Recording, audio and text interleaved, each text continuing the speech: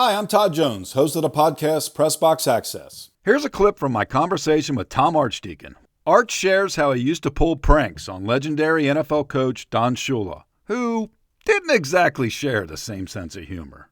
You got hired by the Miami News, and again, you show up from Ohio. You're in Miami. You look like David Crosby. Don Shula, one of the great coaches ever in NFL history. A couple Super Bowls, 26 seasons, a legend. Very straight-laced, right? What was Shula like, and what did he think of you when he saw you? He was real straight-laced then. He was he had everything down. He went to mass every morning. He had a certain way he did it. He had a schedule, and he followed that. And he was he didn't care for guys with long hair, guys that, and when I showed up, and I didn't really know the world of pro football that much, and I'd been down there a few times when I worked at the News Leader, but then and the very first time I came, I was still at the News Leader, and I showed up, and I had been on the field beforehand, and I came, Mercury Morris had taken off his pads, and underneath he's got a big T-shirt with a big marijuana leaf on it, so I thought. And he's one of the players. Yeah, Mercury Morris was a great running back for him.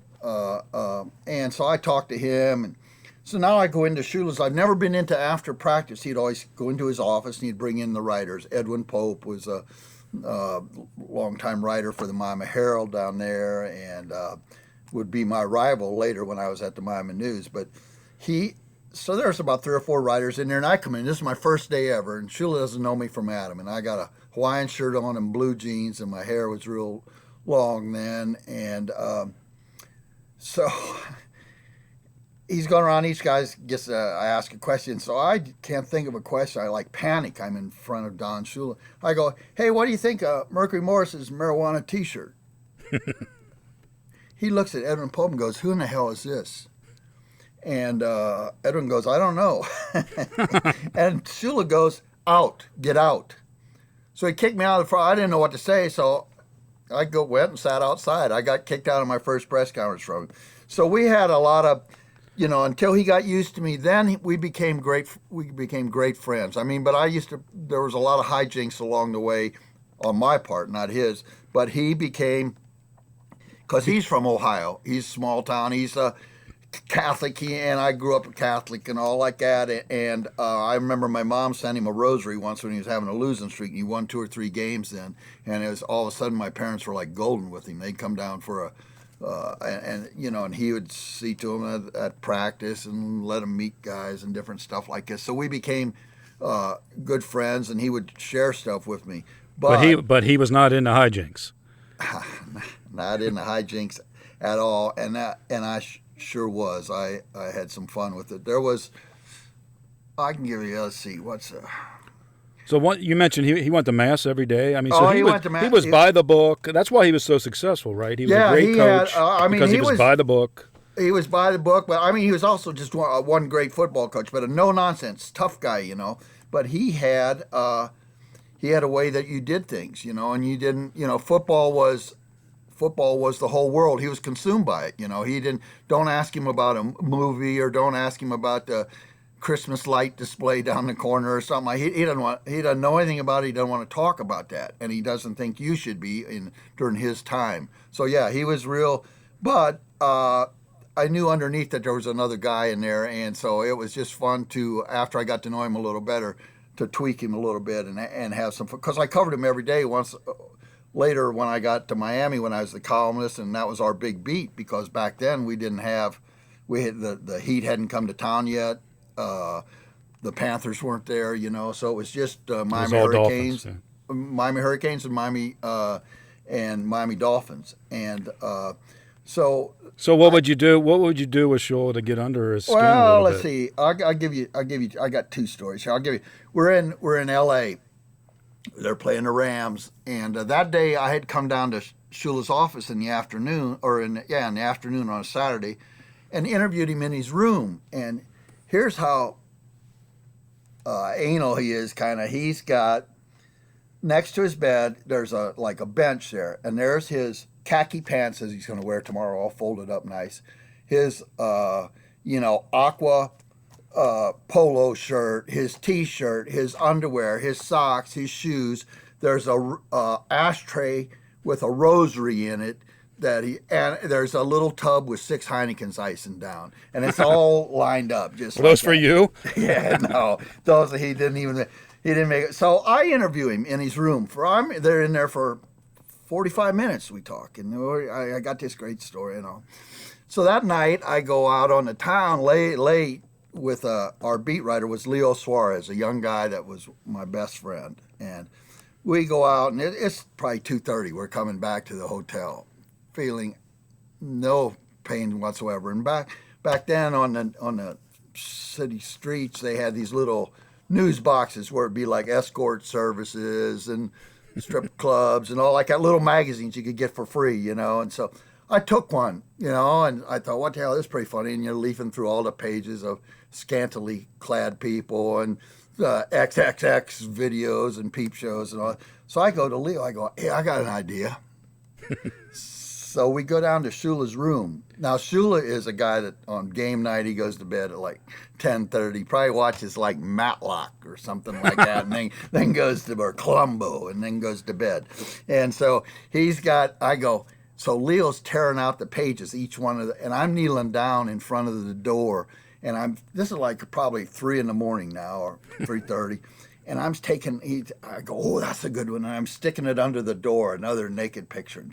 I've put about 5 or 6 of them under there. And as we're tittering and laughing, all of a sudden I like lose my balance and I fly forward with my forehead and slam right into the door.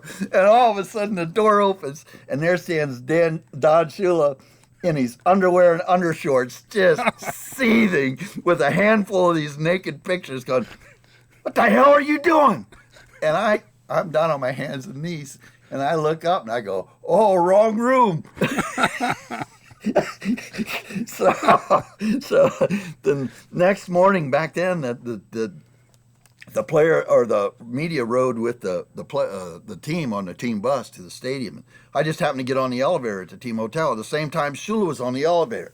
Now he sees me get on the elevator, and I've had 3.5 hours sleep or something, and he looks at I can see he's just like itching, and finally he says to me, he sidles up to me as we're coming, we're 20 some floors up and coming down. He goes, can I ask you one thing?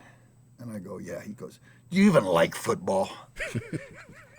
And I go, not really. I'm just kind of here for the party, and that wasn't true. I like football, but he just, and that kind of sums up our relationship. We had other times where we real serious talks about whether it was players that were having troubles or things in his life, or even his young son Dave was like a 7th grader there when so yeah it was. Well, tell me the story about Roy Foster. Roy Foster. Roy Foster was the great Roy Foster of the Miami Dolphins, a lineman. Tell me the story. There's a story about Roy Foster, isn't there, deep in your past? Yes, there is. Roy Foster was a great lineman. He was a Pro Bowler a couple years. He was a #1 draft pick out of USC. A guard. He's probably, I don't know, about 290 pounds, something like that. And so he was kind of especially on game day, he's a no-nonsense guy. So they're playing, the Dolphins are playing, it's an exhibition game, and it's on a Saturday. We didn't have a Sunday paper then at the Miami News, so I wasn't under a lot of pressure, but I still they sent us there to cover it, and I cover it, and I got to have a story to come back on and stuff like that. But I had a friend that was a photographer in St. Paul, Minnesota. They're playing up in Minneapolis, and he says, "Come on, let's go." We go across the state line. It's about, I don't know, 35, 36 miles away, Somerset, Wisconsin, to the Loch Ness. Geez, I'm not going to sound like a journalist at all by the time this thing's done. We go to the Loch Ness. It's a country western bar, but on Saturdays, it's a strip club with Milwaukee dancers, out-of-town Milwaukee, exotic Milwaukee dancers. So poor young Leo, his career could have ended. He just kind of followed me because he was younger than me and did what. So we're in there, and we're sitting there and having a great time, and there's like raccoons and beavers and badgers that have been stuffed up on the walls, and the girls dancing, and Leo's there. He's Cuban American, great kid. And, this is probably the first Cuban American. Most of these folks, he's wearing like some kind of ball cap backwards there, and like a Harley Davidson or a biker gang comes in, and they befriend Leo, and we're having a great time. And all of a sudden, I look up at the TV. There's a TV there, and I look up at the TV. Christ, it's the third quarter of the game we're supposed to be covering. I go, hey, Leo. And he goes, what? I go, look at the TV.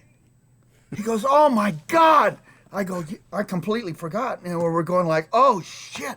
So we got to rush. We're rushing by. We get this photographer to bring, because he brought us there, to bring us back. And by the time we get to the dome there, people are coming out.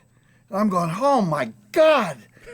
So we're running in. We got our press passes on. We're running in. I can remember running in, asking people on the way in, hey, who won? And the Dolphins had lost.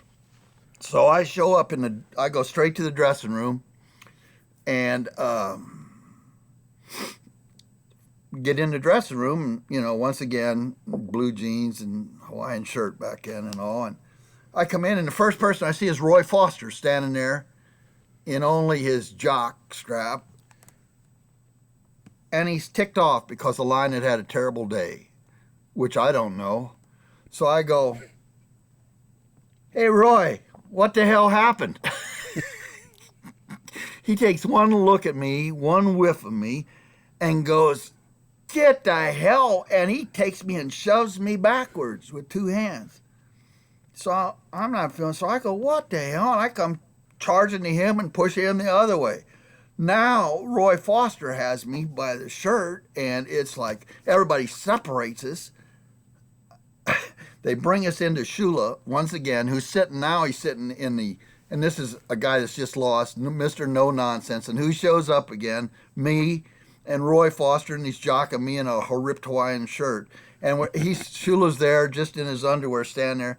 And he goes, I don't know. He goes, what's wrong with you two? And so Foster's trying to explain. And so the next day, I don't know if it was the weird turning pro on this day, but I wrote, the headline on my story was, the surly side of Roy Foster. I know. I might have to spend a little time in purgatory for that one. But